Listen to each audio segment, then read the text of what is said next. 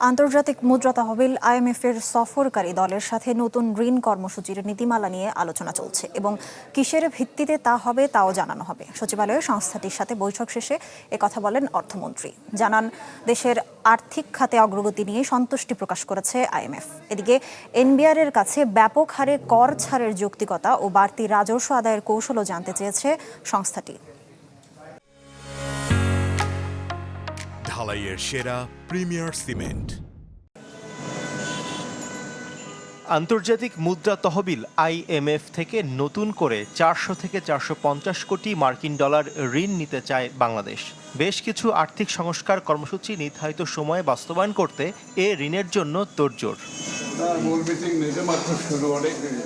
আর্থিক সংস্থাটির প্রতিনিধি দল সরকারি বিভিন্ন মন্ত্রণালয়ের সাথে করছে বৈঠক। তারই ধারাবাহিকতায় বৈঠক হয় অর্থমন্ত্রীর সাথে।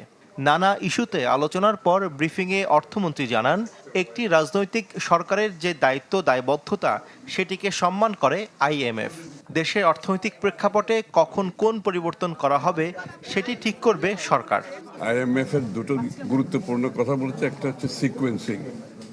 এটা ক্রমান্বয়ে আমাদের বিভিন্ন পরিবর্তনগুলো ক্রমান্বয়ে আসবে, এগুলো ওভারনাইট কিছু করা সম্ভব না। সিকোয়েন্সিং একটা উই হ্যাভ এগ্রিড। এ সময় শেয়ার বাজার, ট্যাক্স, জিডিপি গ্রোথ সহ বেশ কিছু খাতে সন্তুষ্টি জানিয়েছে আইএমএফ। ক্রমান্বয়ে কিছু পরিবর্তনের কথা বলেছে সংস্থাটি। আমরা আজকে কোন ভিত্তির উপর আমার প্রোগ্রাম হবে, ভিত্তিটা পরিষ্কার করছি। আমি যেগুলো বললাম এইসব ভিত্তির উপরে তারা রাজি হয়েছে এবং দে আর হ্যাপি অ্যাবাউট পারফরমেন্স যেগুলো হচ্ছে এই পর্যন্ত।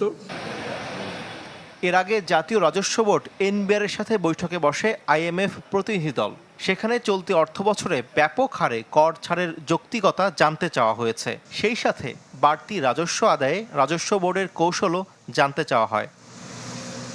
শফি মাহমুদ সাগর, চ্যানেল 24, ঢাকা।